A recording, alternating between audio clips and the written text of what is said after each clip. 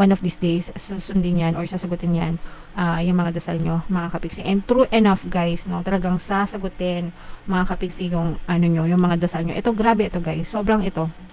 Ito yung financial gains, mga kapiksi. This is abundance of money. This is financial gains, and ito yung mga dreams coming true. So, hindi na tutulog sa kangkungan sa universe. They are always hearing your prayers, mga kapiksi, and sasagutin ang mga dasal nyo, guys. And for some of you, talaga makaka-experience kayo or makakaranas kayo ng abundance, kasaganaan, pagpapala, especially, guys, sa kabuhayan.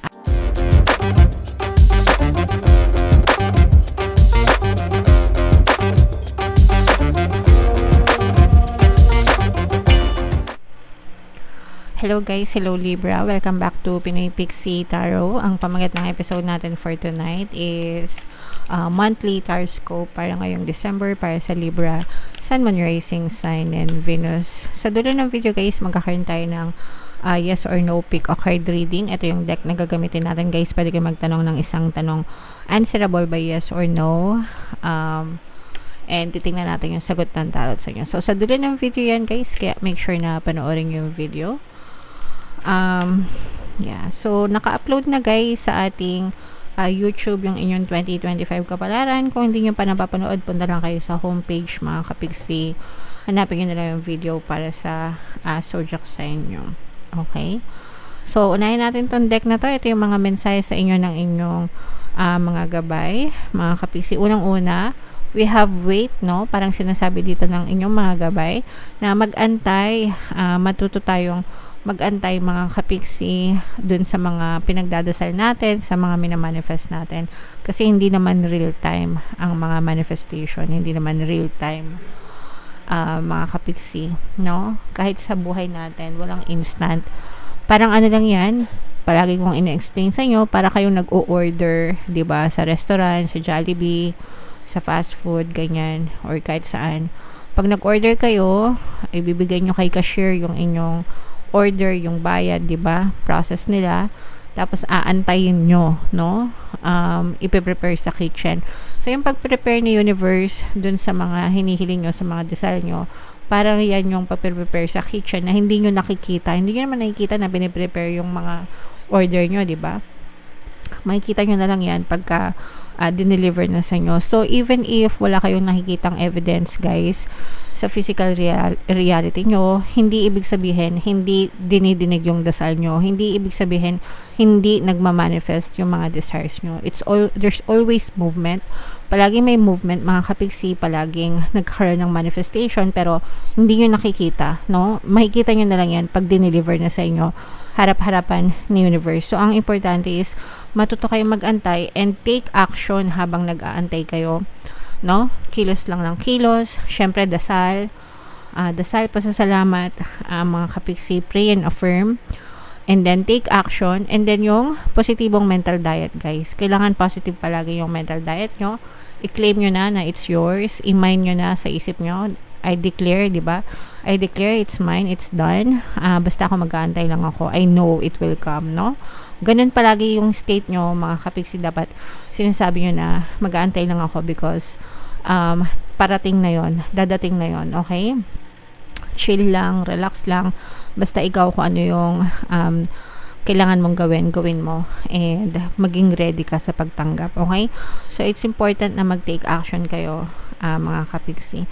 And look for a sign, no? Especially kung nagdadasal kayo. Kasi baka mamaya, guys, yung mga dasal nyo, sinasagot na pala, nakatunganga pa kayo, hindi pa kayo kumikilos, nandiyan na pala yung mga opportunity.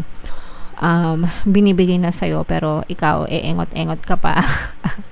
Nakatunganga ka pa, diba? So, gusto mo, isusubo na lang sa'yo, diba? Minsan kasi may mga ganun no? Gusto nilang yumaman, pero hindi sila willing na mag-effort, diba? And, ang dami nilang pinapalampas na opportunity. So, ano yun?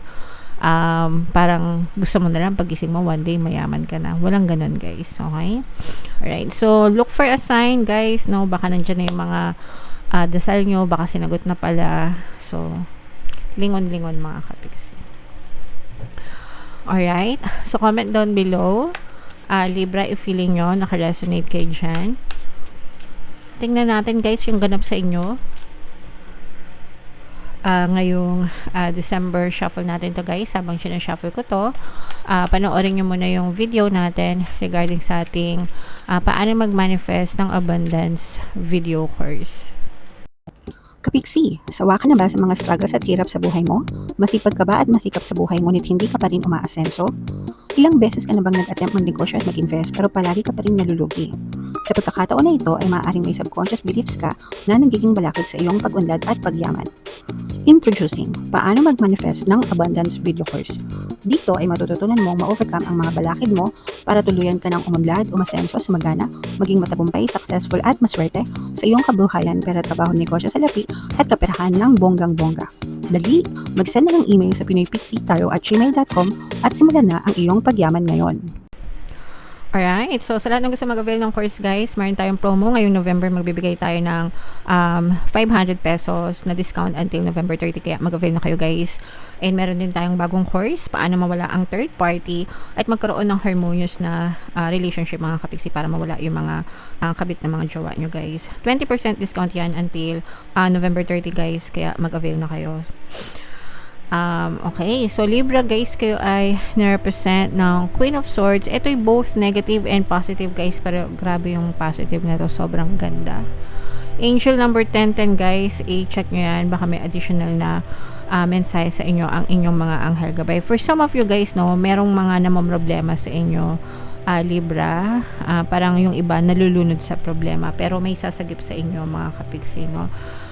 May mga kaibigan, yung mga kaibigan kapamilya mo na totoong nagmamahal sa'yo, hihilahin nila kayo pataas mga kapiksi hanggang sa tuluyan kayo makasurvive, makaahon sa pagkalunod nyo sa mga problema. So hindi kayo nag-iisa guys.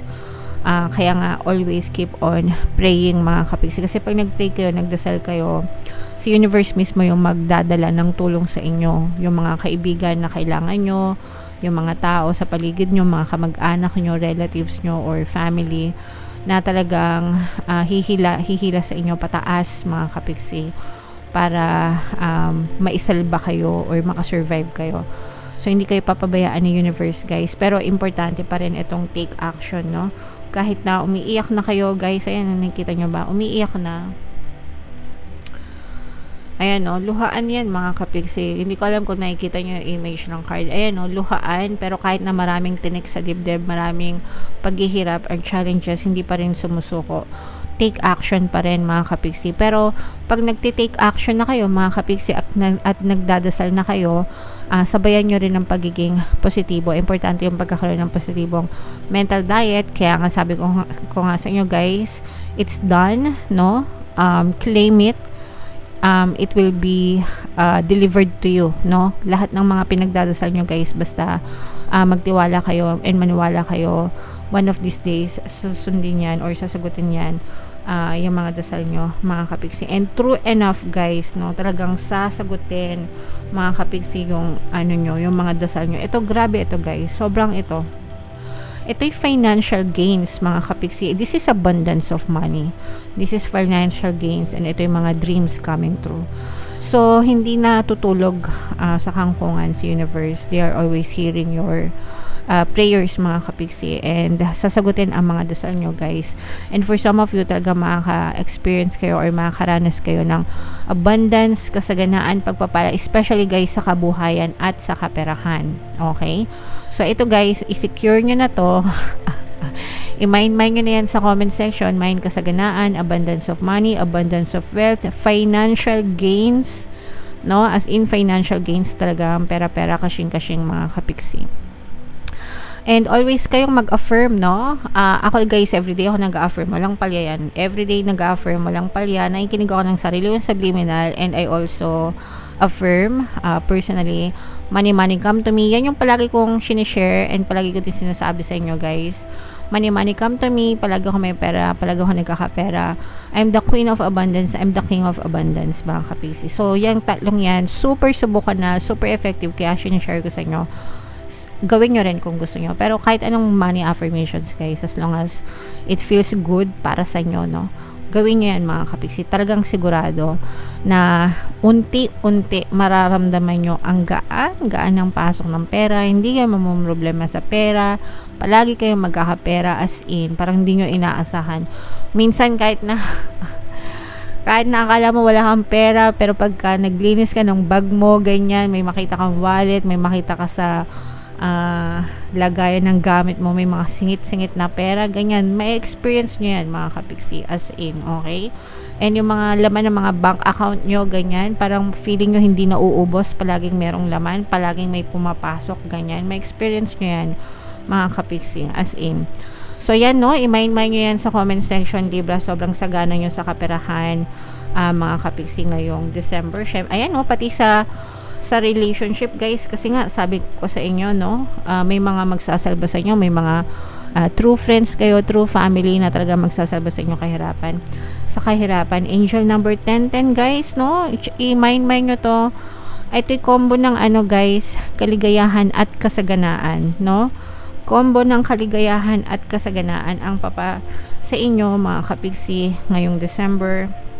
Magkakaroon na kayo ng peace of mind somehow mga kapiksi, although yung iba syempre may mga pag-iyak-iyak pa rin, hindi naman maiwasan yan, lalo na kung may mga problema, pero matatapos din yan mga kapiksi, matatapos din ang inyong mga pagluha, and magkakaroon din kayo ng peace of mind kasi nga hindi kayo papabayaan. Meron kayong ano, no, palaging makakausap mga kapiksi. So itong mga kausap nyo, parang siya yung magiging hingahan nyo ng sama ng loob nyo, 'di ba? And maganda 'yon kasi mawawala or mababawasan yung pagka-depress nyo. Mga kapiksin, makakatulong yan sa inyo. If ever man na naka-resonate kayo sa mga problema, guys, pwede yung pakinggan yung ating Ho'oponopono, no, subliminal, para gumaan yung pakiramdam nyo, and syempre yung mga pampaswerte subliminals natin, guys, super effective as in. So, yan yung reading nyo, guys. Yan, i-combo nyo, i-mind nyo tong combo ng ano na to, no, guys. Combo, mind, abundance, kaligayahan, kasaganaan. So, yan yung mga i-combo nyo, guys. Tsaka itong financial gains na to, mga sagot sa dasal nyo, helping hand, helping people. Grabe, sobrang ganda mga kapiksi. So, ito na yung ating yes or no pick a card reading, guys. Shuffle natin to. Itanong nyo sa isip nyo yung tanong na gusto nyo malaman for December, answerable by yes or no. Tapos pili kayo ng isang card dito, mga kapiksi. Habang sinashuffle ko to, guys, no, meron tayong exclusive membership program sa ating channel. Sa lahat ng gusto mag-join, i-click nyo lang yung join button dito sa baba, guys, o kaya dito sa taas lalagay natin yung link. Kapag member na kayo, magkakaroon kayo ng access sa mga exclusive videos natin regarding manifestation using the power of your subconscious mind and law of attraction. So, hinga ng malalim, guys. Tapos, itanong nyo sa isip nyo yung tanong nyo. And then, pili kayo ng isang card. Card 1, card 2, card 3. Kung card 1 ang napili nyo, guys, ito ay no. Kung card 2 naman, ang sagot sa tanong nyo ay yes. And kung card 3, ang sagot sa tanong nyo ay yes, mga kapiksi. Okay? Alright, so comment down below, Libra, if naka-resonate kayo, guys, lahat ng pinapamind ko sa inyo, i-mind nyo na. Ito yung ating 2025 kapalaran, panoorin nyo na, guys, and ito naman yung ating success stories ng paano mag-manifest ng abundance video course. Click here to subscribe, guys, and ito yung ating mga pampaswerte subliminals.